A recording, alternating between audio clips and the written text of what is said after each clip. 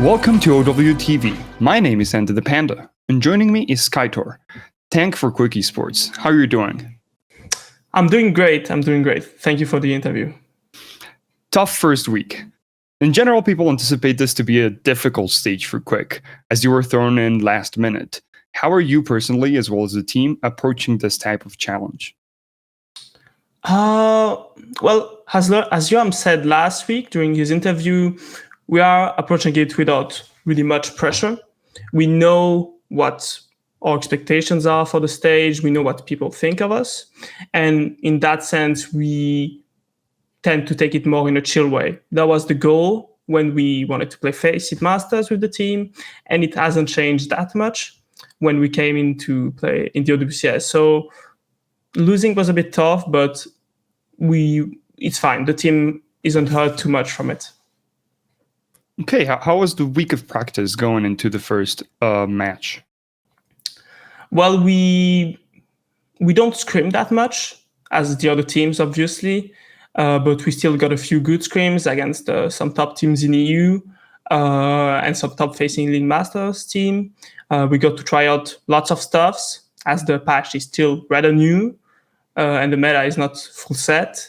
So we got our chance to try a lot of different comps that we ended up changing even the day before, honestly. So it was an interesting week of practice for sure. Yeah. You faced Dip and Willis, two former teammates. How is it for you and the team to play against them? Really fun, honestly. That was great to see them again. They both deserve the opportunity. They were probably some of the best players on our team before. There was some fun banter in the chat between Deep and I, between Willis. Honestly, that was just great to play against them. Honestly, just a pleasure. It's great to hear that you were all having fun. So tell us about the Reinhardt pick on map 1. What was the strategy behind it? Well, how should I say? Well, the Rein pick was something we tried out for the first time the day before the official, really. We were warming up, I think, Alcad, and we ended up on Wuyang at some point when we were like, you know what, let's try some Rein Sym stuff, because the meta nowadays doesn't really allow for a lot of brawl tanks to be good. Orisa isn't great. Ramatra is pretty much dead. So Xayah is pretty decent, but I'm not a Xayah player. And so we ended up playing the Reinhardt during the warm-up, and we decided to roll it out against Peps, which worked to some degree. Yeah, it felt like it almost worked. Where do you think it went wrong? Well, on first round, it went wrong when I got booped off the map by FD. That can happen, he got the power boot perk, so honestly, that can happen. But yeah, on second round, we just were all over the place, couldn't really decide on what we wanted to do. And they were just always one step ahead, always spamming us better, and we couldn't really get a real cap going on the point. Eichenwalde seemed a lot harder. There was Lucio ban, Jonta was in, and we saw a few missed opportunities to cap where Peps managed to retake until you eventually clutched it out and killed Dip, and then a boop off map on Willis. Yep. What made this first point so hard? What made it so hard, I think, is that they are really good at clutching, these fights. Lots of fights started well. I think we got lots of opportunities. We got either a pick or some good space. But every time they managed to clutch it with either like a trade on our backline, a clutch pick by one of their backliners, by a good engage with the Wuyang ult, by Willis taking a lot of attention. That was really the big difference, is that they were always able to trade and trade better than us. And then we couldn't really get anything done on second, really. They were just better at, the mid-fight, dogfight moments. Yeah, in this fights with a lot of trades, what is the biggest issue? I think it's a lot about team cohesion and being on the same page. As we need to be able to understand whether we need to push in, turn for our backline, while Peps on the other hand were way better at identifying when they needed to trade, when they needed to turn. That was the big difference, I think. Mm-hmm. In Athletes, we saw a third look from the team. Now you were on Mauga, and you had double flex DPS with Wuyang Lucio. Talk us through that comp now. Well, our comp originally was going to be Mauga Kirilu, but the problem is that they kind of read us in the sense that they banned Kiri, and we didn't protect support. That was probably our big mistake, probably my mistake, because I was pushing for the Diva ban a bit. And that really hurt, I think, the comp overall, which is why we ended up swapping to Moira, and then we ended up going back to the ball because it was just not working. The ball was just the Mauga, I think, was just taking too much damage, unable to close gaps, and the Wuyang was not enough healing, and the Moira wasn't really working out. So that was a bit of a draft troll by us. We saw you play Rein, Ball, and Mauga throughout the series. Yeah. Those three worked in different varieties. Is there any one pick that you feel that you can stick it with for the future? Well, initially I thought Mauga was going to be stronger because with Ram being gone, with OWCS not being too great, I thought Mauga would take the lead as, the main brawl tank in the meta. But with Wuyang being kind of a counter, it didn't really work out for Mauga. I've been working a lot on Ball recently, playing lots of Ranked, playing it a lot in Scrim. So that might be something I will be leaning more towards. But I haven't shown all my hero pool yet, so you never know.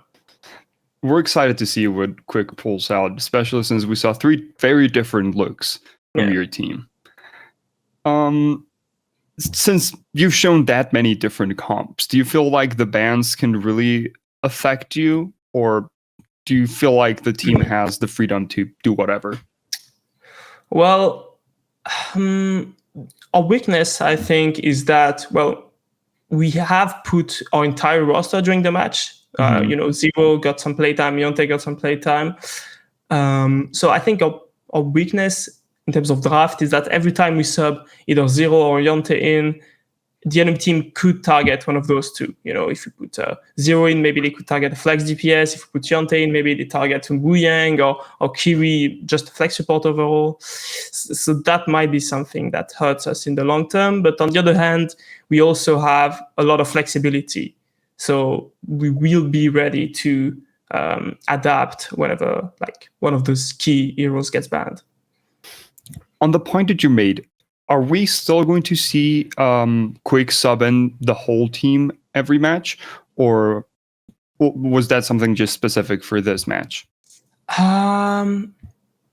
Maybe not the entire team will be subbed in every time, but we are actively swapping players around during scrims, trying stuff out really often. So we might not see the entire team every match, but there's a good chance at least one player gets subbed in every match.